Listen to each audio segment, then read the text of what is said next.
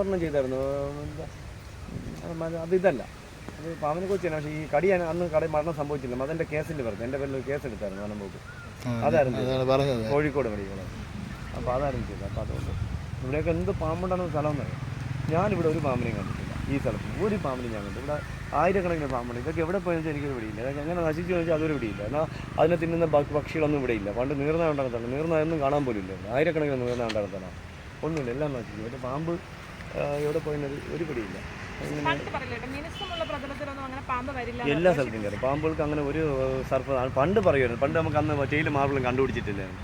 അന്ന് ചാണാൻ മൊഴിയ തവളായിരുന്നു. അതുകൊണ്ടാണ് അന്ന് അങ്ങനെ പറഞ്ഞത്. എല്ലായിടത്തും പാമ്പ്, ഏത് സർപ്പത്തിലും പാമ്പുകളെ. പാമ്പ് എന്താ പറയുക, അവന് ആ ഒരു സ്മൂത്തായിട്ടുള്ള സ്ഥലത്ത് കയറുമ്പോൾ അവൻ ഒരു കോണിൽ കൂടെ അങ്ങ് ചെയ്യും. മറ്റേ മണ്ണിൽ കൂടെ പോകുമ്പോൾ ഏതിൽ കൂടെ വേണമെങ്കിലും അവനെ എഴുതില്ല. അങ്ങനെ പിന്നെ അതുകൊണ്ടൊക്കെ നമുക്ക് ഇപ്പോൾ ഒരു എന്താ പറയുക, ഒരു ഉടുമ്പ് ഒരു വീടിനകത്ത് എറിഞ്ഞ പല്ലി മറ്റേ ടെയിലിൽ വേണം എഴുതി പോകാൻ പറ്റില്ലല്ലോ. പെട്ടെന്ന് സ്പീഡിൽ അവനെ എഴിഞ്ഞു പോകാൻ പറ്റില്ല. അങ്ങനെയൊക്കെയുള്ള വ്യത്യാസമുണ്ട്. ഇപ്പോൾ ഒരു ഉടുമ്പ് പോയി കഴിഞ്ഞാൽ അവൻ എഴിഞ്ഞു പോകാം. പൂച്ച തന്നെ നല്ല സ്പീഡിൽ നല്ല ഗ്ലൈസിങ്ങുള്ള മാറണം പോകാൻ പറ്റും. പെട്ടെന്ന് അവൻ്റെ വഴിക്ക് പോകത്തില്ല. അങ്ങനെ നമുക്ക് തന്നെ പറ്റുമോ? നമുക്ക് ചില സമയത്ത് നമ്മളെ കാലിൽ ചെറിയ നനമുണ്ടെങ്കിൽ തന്നെ നമ്മൾ റിറ്റായി പോകത്തില്ല. അതുപോലെയൊക്കെ അങ്ങനെയൊക്കെ ഉണ്ടാകുന്നുണ്ട്. പക്ഷേ ഇത് പാമ്പിനെ കുറിച്ച് ഒരു പഠനങ്ങളും നമ്മുടെ നാട്ടിലില്ല.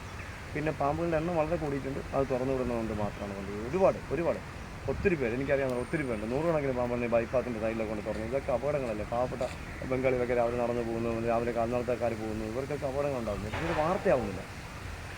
കടികൾ ഇഷ്ടം ഉണ്ടാകുന്നുണ്ട്. കടികളുടെ കൂമ്പാരമാണ്. ഇപ്പോൾ ചില ആൾക്കാർ വന്നിട്ട് പറയുന്നത് ഞങ്ങൾ വന്നുകൊണ്ട് പാമ്പടി കേരളത്തിലില്ല.